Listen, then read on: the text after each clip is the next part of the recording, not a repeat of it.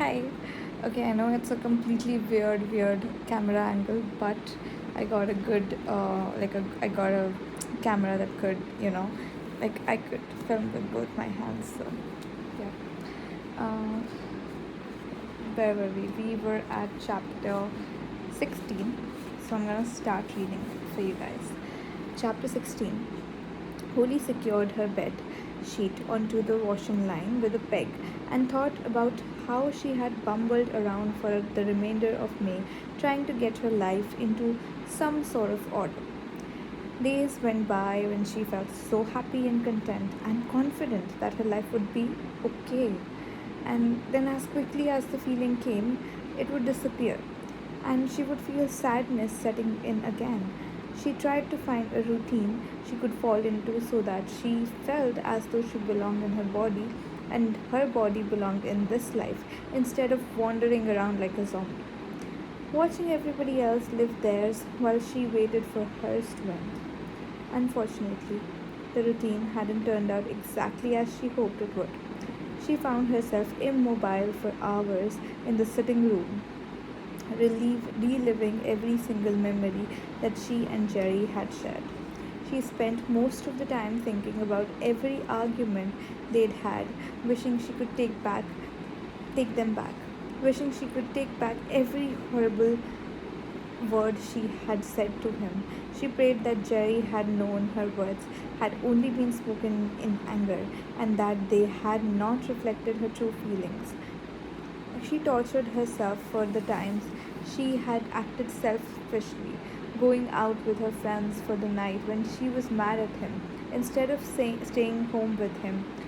She chastised herself for walking away from him when she should have hugged him, when she held grudges for days instead of forgiving him, when she went straight to bed some nights instead of making love to him.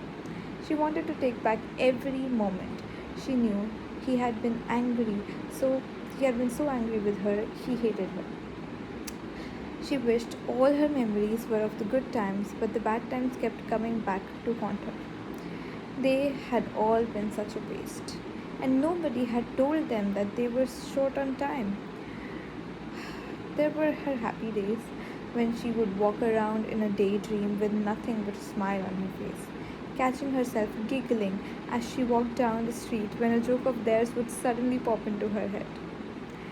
Then she would fall into days of deep, dark depression. Then finally build up the strength to be positive and to snap out of it for another few days. But the tiniest and simplest thing would trigger off her tears again. That was her routine. It was a tiring process, and most of the time she couldn't be bothered battling with her mind. It was far stronger than her body. Friends and family came and went, sometimes helping her with her tears, other times making her laugh. But even in her laughter, there was something missing. She never seemed to be truly happy. She just seemed to be passing time till she waited for something else. She was tired of just existing.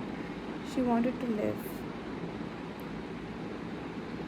But what was the point in living when there was no life in it? These questions went through her mind over and over again till she reached the point of not wanting to wake up from her dreams that felt so real. Deep down, she knew it was normal to feel like this. She didn't particularly think she was losing her mind.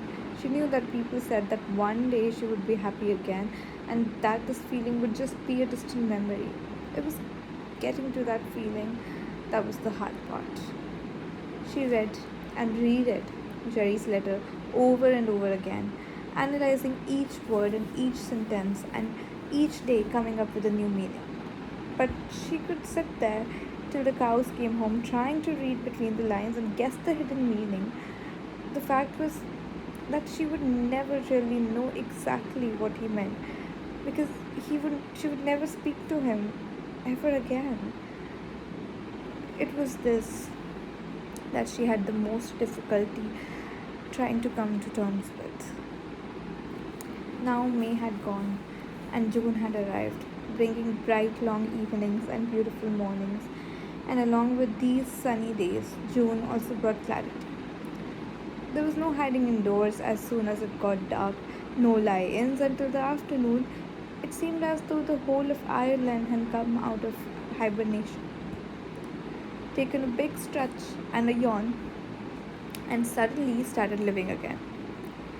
It was time to open all the windows and air the house, to free it of the ghosts of the winter and dark days, to get up early with the songbirds and go for a walk, and look people in the eye and smile and say hello instead of hiding under layers of clothes with eyes to the ground while running from destination to destination, ignoring the world.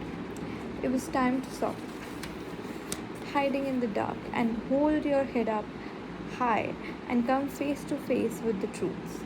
June also brought another letter from Jerry. Holly had sat out in the sun, reveling in the new brightness of life, and nervously yet excitedly read the fourth letter.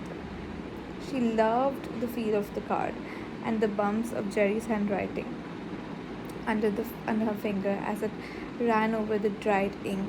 Inside, his neat script had listed the items that belonged to him that remained in the house, and each of his possessions he explained that he wanted Holly to do what he wanted Holly to do with them and where he wished for them to be sent. At the bottom it read, P.S. I love you, Holly, and I know you love me. You don't need my belongings to remember me by. You don't need to keep them as proof that I existed or still exist in your mind.